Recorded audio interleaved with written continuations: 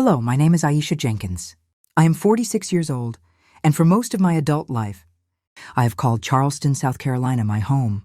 This city, with its cobblestone streets, centuries-old oak trees draped in Spanish moss, and the gentle lapping of the harbor waters, has always felt both comforting and confining. It is a place where history lingers in every corner, historic, homes painted in pastel hues, horse-drawn carriages clattering by, and the faint scent of magnolias in the spring air. Yet for me, Charleston has also been the backdrop to a life lived quietly, invisibly in the shadow of someone else's rules. My husband, Franklin, everyone called him Frank, was the architect of that shadow. He passed away suddenly from a heart attack just over a week ago, and the news arrived not in a dramatic storm of emotion, but in the calm, clinical voice of a nurse on the telephone from the county hospital. "Mrs. Jenkins, I'm sorry to inform you that your husband was brought in earlier today. Despite our efforts, he did not survive." The words landed like stones in still water. Ripples spread, but the surface quickly smoothed over again. I thanked the nurse politely, hung up the receiver, and sat at the kitchen table, staring at the linoleum floor as though it held some hidden answer. I did not cry immediately. There was no flood of tears, no gasping sobs. Instead, an immense emptiness settled over me, heavier than grief, colder than sorrow. Frank had never been an affectionate man. He did not hold my hand in public, did not whisper endearments, did not ask about my day with genuine curiosity. Our marriage had long ago settled into a routine of silences, his silences of control, mine of compliance. He spoke when necessary, issued instructions rather than shared thoughts, and expected obedience without question. Over 22 years, I had learned to shrink myself to fit the space he allowed. In the days following his death, I moved through the house like a ghost in my own life. I prepared meals no one would eat, folded laundry that no longer needed folding, and watered plants that had survived neglect for years. At the funeral, held in the small Episcopal church downtown where we had been married, I wore the navy dress he had once approved of, modest, knee-length, nothing that drew attention. People approached me with condolences, their hands patting my arm, their voices soft and sympathetic. "He was a good man," they said. "Taken too soon." I nodded, murmured thanks, and let the tears come only when the casket was lowered. But even those tears felt borrowed, not entirely my own. Deep down, beneath the expected mourning, something else stirred, confusion laced with an unexpected thread of relief. I felt guilty for it, ashamed even. How could I not be shattered by the loss of my husband of more than 2 decades? Yet the truth was that Frank had made me feel invisible long before his heart stopped. He chose my clothes. "That color doesn't suit you. Aisha, wear the beige blouse instead," he corrected my speech. "Don't speak so loudly. It's unbecoming." He decided when I could see my sisters. "It's not a good time right now. We have commitments." His word was final, delivered with a quiet authority that left no room for discussion. I never worked outside the home. Frank insisted his income as an insurance adjuster was sufficient. "You don't need to worry about a job," he would say, his tone final. "Your place is here," and so I stayed. Cooking meals, keeping the house immaculate, waiting for weekends when he would disappear to his private retreat. That retreat was the lake house, a cabin on the edge of a quiet lake in the low country, inherited from an uncle before we met. From the beginning, he made it clear the place was his alone. "That isn't for you," he would say whenever I dared mention it. His voice casual but edged with warning. "It's where I go to unwind, just me and the water. A man needs his space." He claimed he went fishing with friends, needed to disconnect from the stresses of work. Every Friday evening he packed a small duffel bag, kissed my forehead in a perfunctory way, and drove off. He returned Sunday night, smelling faintly of pine and lake water, ready to resume the routine without explanation. At first, the exclusion stung. I imagined romantic weekends away, wondered why I was never invited. Over time, the sting dulled into acceptance. I became the wife who ironed his shirts for Monday, who prepared casseroles he barely acknowledged, who asked no questions. If I pressed about the lake house, he changed the subject or offered a short laugh. "You wouldn't like it out there anyway. Too many mosquitoes." I learned not to press. But the lake house had always loomed in my mind as more than a cabin. It was a symbol of secrets, of the parts of Frank he kept locked away, of the life he'd lived apart from me. In the quiet hours after his death, as I sorted through his belongings, that symbol took on new weight. I found the documents in a plain plastic folder tucked inside his desk drawer. The deed in his name alone, recent utility bills paid automatically, maintenance records showing regular upkeep. Holding those papers felt like holding proof of my own confinement. I considered selling the property immediately. Why keep a place that represented years of solitude? Silent Sunday dinners and excuses I had stopped believing? I imagined handing the folder to an attorney, signing papers, and watching the house vanish from my life like smoke. Yet something held me back, an insistent pull, almost primal. Before I erased it forever, I needed to see it. Not for Frank, but for myself. I needed to stand in that space, look around with open eyes, and decide what it truly meant. One Saturday morning, exactly 7 days after the burial, I prepared to go. I packed a small backpack, bottled water, an apple, a notebook in case words came to me, and the spare key I had discovered at the bottom of his dresser drawer months earlier. I had never used it, never even mentioned finding it. Now it felt like a reluctant invitation, a key to a door long closed. The drive took just under an hour. The road narrowed as I left the city behind, winding through dense stands of pine and live oak, the air growing heavier with humidity and the scent of marsh. My hands tightened on the steering wheel with every mile. My heart pounded, not from fear exactly, but from the anticipation of crossing a threshold I had been denied for so long. When the rusted iron gate came into view, I pulled over and turned off the engine. The silence was profound, broken only by distant birds and the faint rustle of leaves. No other cars were parked nearby, yet something felt off. The mailbox held fresh envelopes. The driveway showed tire tracks in the gravel. The grass had been recently mowed. Someone had been here, recently, regularly. I stepped out, key in hand, and approached slowly. My pulse thundered in my ears. I hesitated at the gate, then pushed it open with a creak. The path to the front door was lined with neatly trimmed azaleas. I climbed the wooden steps, paused at the threshold, and inserted the key. It turned smoothly. The door swung inward. I froze. The interior was alive. Clothes hung drying on a rack near the back deck. A child's toy basket sat beside the stone fireplace. The air carried the warm scent of something recently cooked, perhaps soup or bread. The hardwood floors gleamed as though freshly swept. On the dining table stood a vase of fresh wildflowers. Near the window leaned a small child's bicycle with training wheels. This was no abandoned cabin. This was a home, lived in, loved, routine. My mind raced. Squatters? A break-in? But nothing looked disturbed. Everything suggested care, order, life. Then I heard footsteps from the hallway. A soft voice called out, casual and familiar, "Frank? Is that you?" My body locked. I could not move, could not breathe. The voice drew closer. A young woman appeared, 28 perhaps, her belly round and heavy with advanced pregnancy. She stopped short when she saw me, her face shifting from expectation to confusion to wary suspicion. Her eyes traveled over me, my face, my simple blouse and slacks, my empty hands, searching for context. "Who are you?"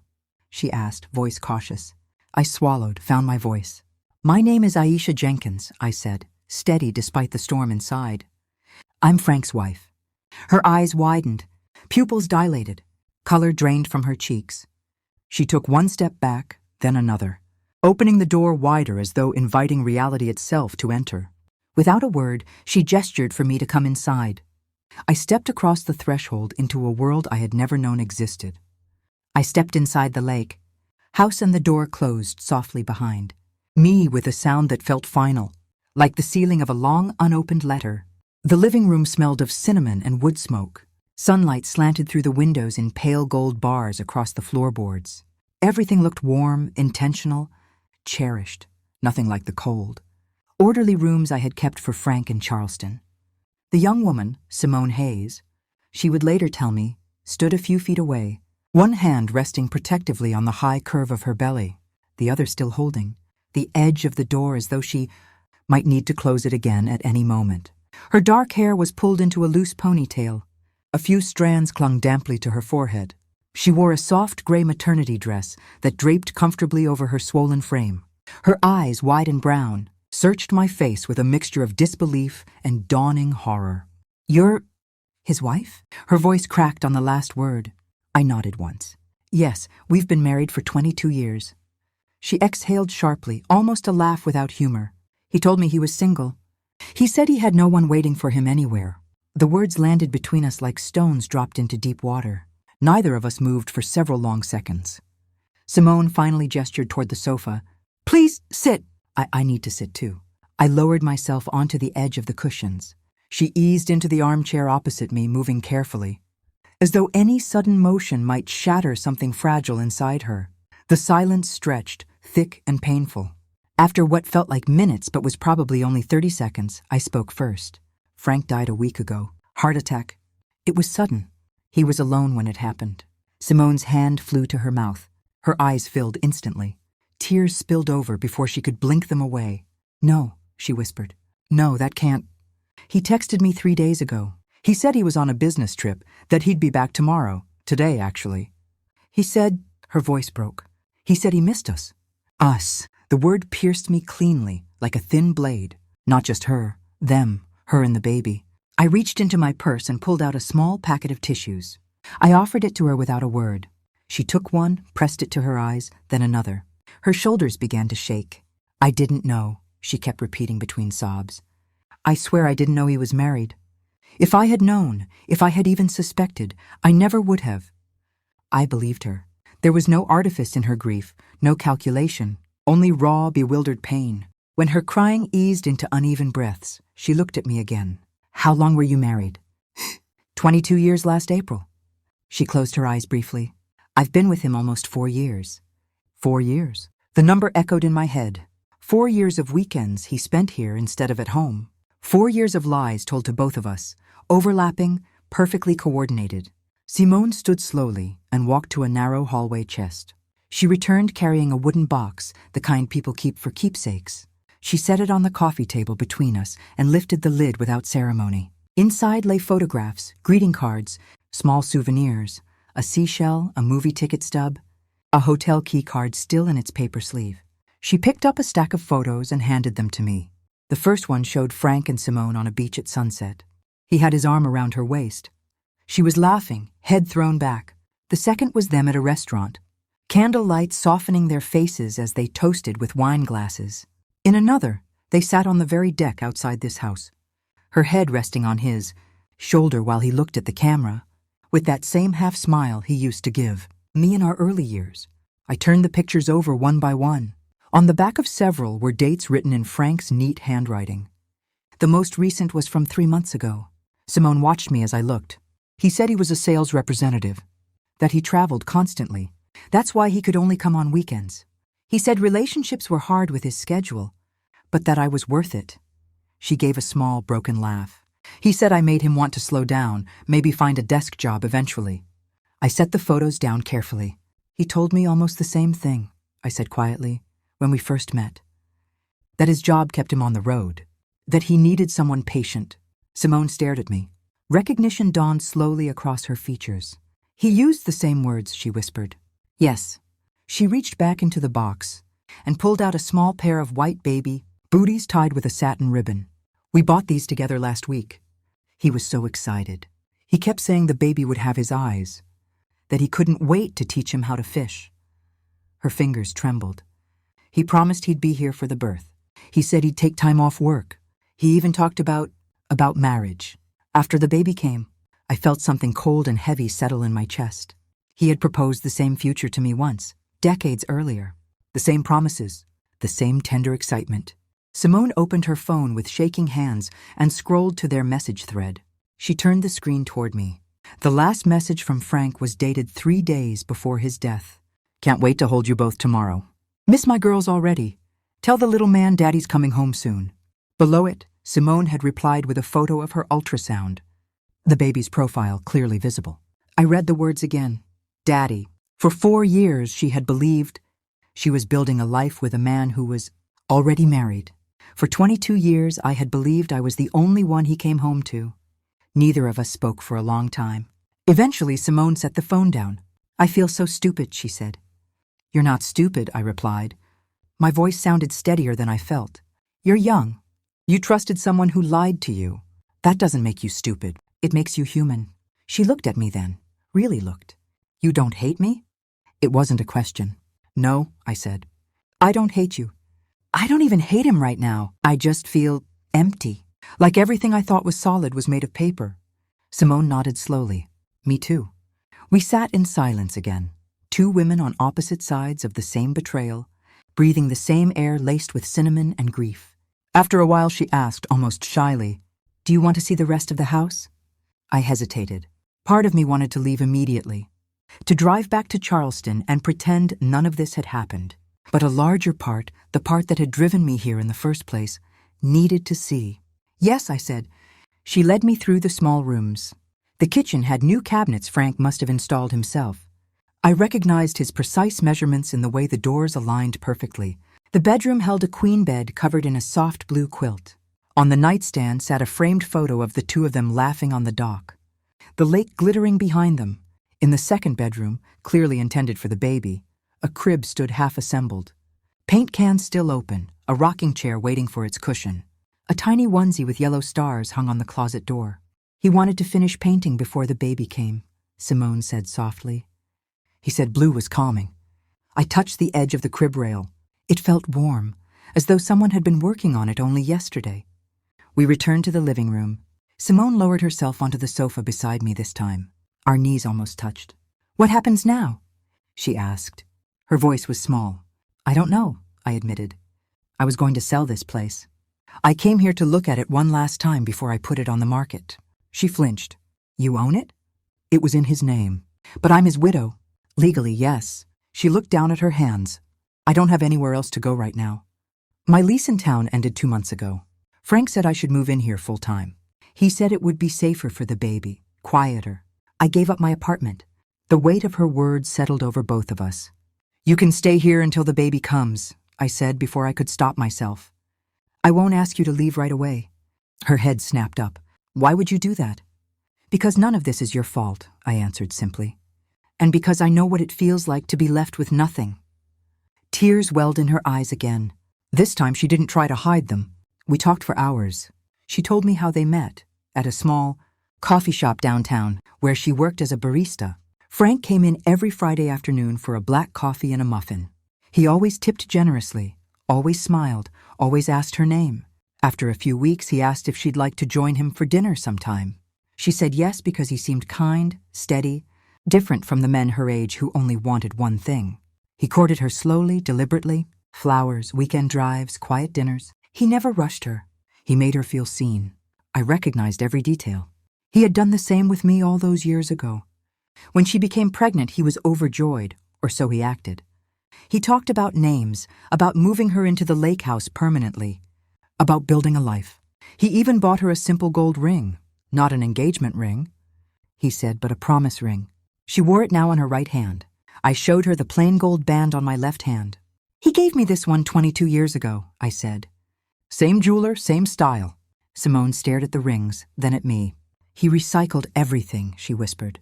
Yes, the sun had moved across the sky by the time we stopped talking. My throat felt raw. Her eyes were swollen.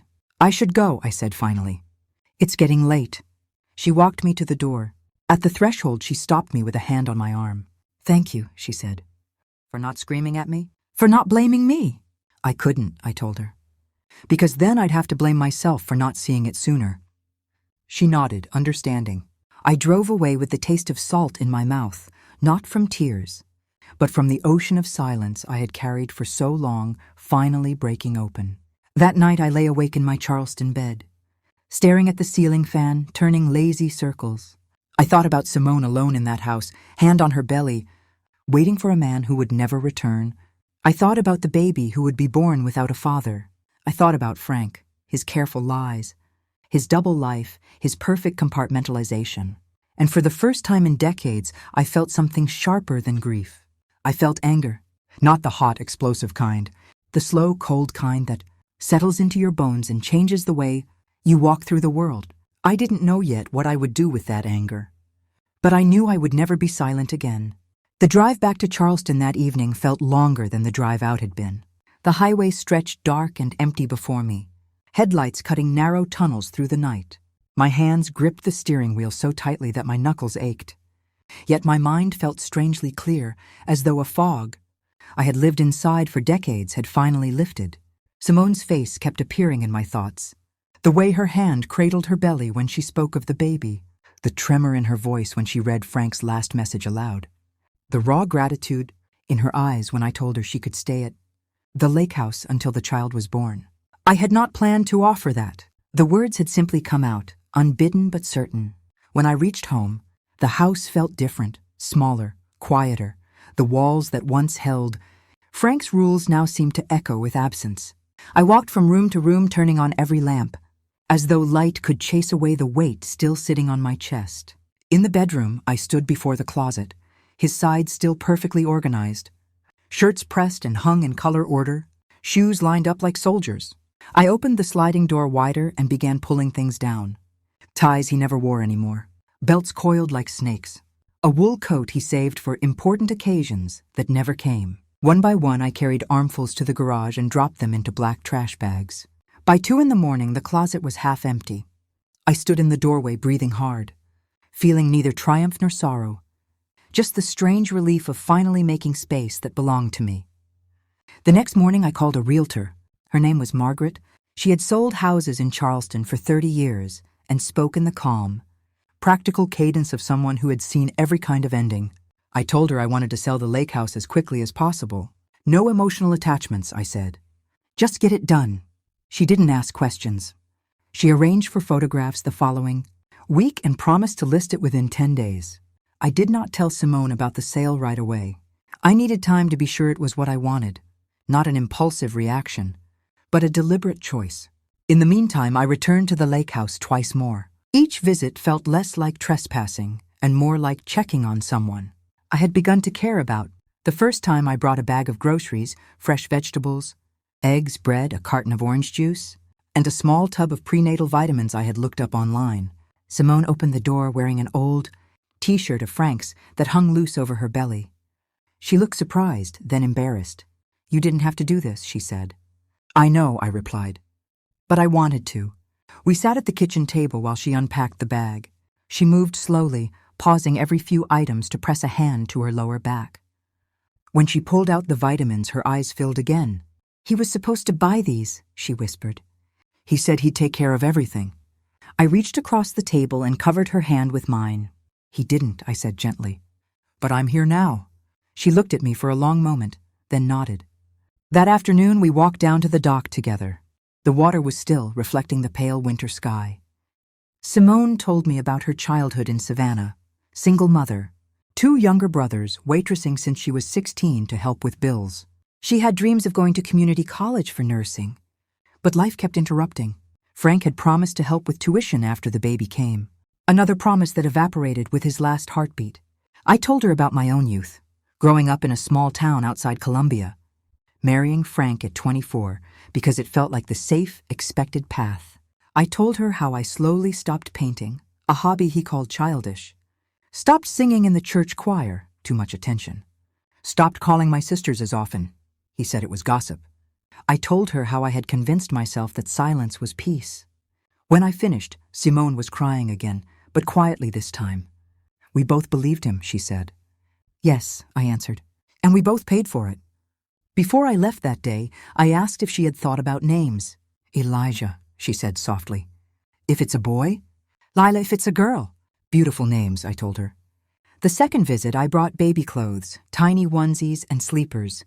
My niece had outgrown years ago. I also brought a few books I thought she might enjoy. A novel about second chances, a collection of poetry, a guide to new motherhood.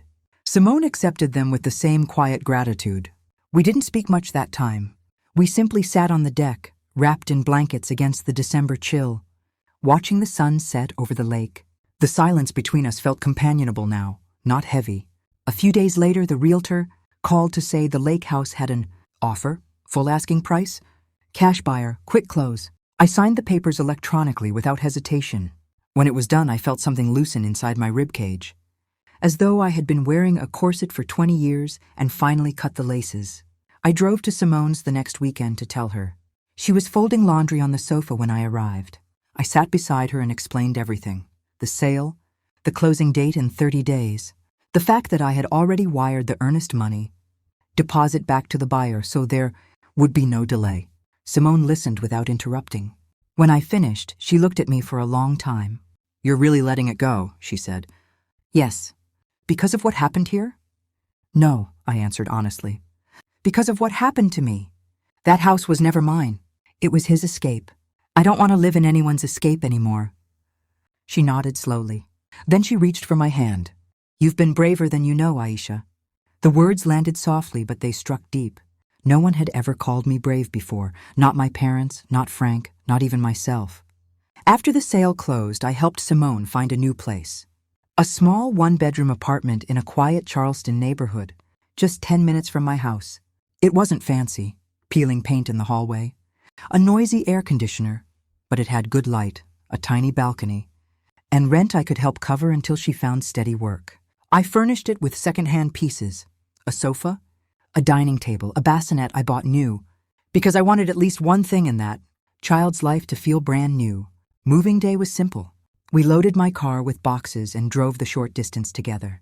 When Simone stepped inside the empty apartment and saw the bassinet already set up in the corner, white linens, a soft gray blanket, a small stuffed elephant sitting on the mattress, her knees buckled. I caught her elbow and guided her to the sofa. She cried for a long time, face buried in her hands. When she could speak again, she said, "I don't deserve this." "You deserve safety," I told her. "You deserve kindness. And so does that baby." She looked up at me then, eyes shining. "I'm going to name him Elijah," she said. "And his middle name will be Jenkins." I felt my throat close. I could only nod. Elijah arrived 3 weeks later, at dawn, on a cold February morning. Simone called me at 6:15, voice tight with pain. "It's time," she said. I drove her to the hospital, held her hand through every contraction, wiped sweat from her forehead, whispered encouragement when she thought she couldn't go on. When the baby finally cried, a strong, indignant wail, I felt something inside me shift permanently. Simone asked me to cut the cord. Later, when the nurses had left and the room was quiet, she placed Elijah in my arms. He was warm, impossibly small, eyes wide and dark like his mother's. He stared up at me as though he already knew me. In that moment, Frank's shadow shrank to nothing. Whatever damage he had done, whatever lies he had told, this child was proof that life continues beyond betrayal, that love can be rebuilt from the ruins. Months passed. I started therapy in March, Thursday afternoons in a small office near the Battery, talking to a woman named Dr. Ellis who listened without flinching. I spoke about silence as a habit, about shame disguised as duty, about the slow death of self that happens when you stop saying no. Some sessions I cried. Some I simply sat in silence, the healthy kind, the kind that heals. I joined a women's support group at the community center, 10 of us, different ages, different scars. We met in a circle of folding chairs and shared stories without competition or pity. For the first time, I spoke my truth out loud, and no one told me to be quiet. One afternoon after group, I sat on a bench outside with a paper cup of coffee. A man named Thomas Miller, Tom, sat down beside me. He was 61, widowed 3 years, soft-spoken, with kind eyes and hands that knew how to listen more than they knew how to fix. We talked about small things at first, the weather, books, the difficulty of sleeping alone. Over weeks, our bench conversations grew longer. He never pushed, never demanded explanations. He simply showed up. When he finally asked me to dinner, quietly, over coffee on that same bench, I said yes. Our relationship unfolded slowly, gently. Walks in White Point Garden, dinners at small restaurants near the harbor, evenings on my porch swing, sharing silence that felt safe instead of suffocating. Tom never tried to replace Frank. He simply offered presence. When he proposed, it was on an ordinary Saturday while we raked leaves in his yard. "We could make this permanent," he said, leaning on the rake. "If you want?" I smiled because the answer had already settled inside me months earlier. The wedding was small, backyard, late spring, white roses climbing the trellis. Simone and 2-year-old Elijah sat in the front row. When Tom took her hand at the end of the ceremony and thanked her for coming, I felt the last piece of the past release. Years later, our house is full. 2 children of our own, a fierce girl named Maya and a thoughtful boy named Caleb, run through the rooms, leaving trails of laughter and crayon drawings. Simone lives nearby. Our children play together like cousins. Elijah calls me Aunt Aisha and climbs into my lap without hesitation. I no longer shrink to fit anyone's expectations. I speak when I want to speak. I choose without apology. I live without permission. And on quiet nights, when the house is sleeping and the only sound is the soft ticking of the clock, I sometimes think of Frank, not with rage, not with longing, but with the calm distance one reserves for a chapter long closed. He lied to two women and left a trail of pain. But from that pain came truth. From truth came freedom. And from freedom came this life, imperfect, scarred, but wholly mine.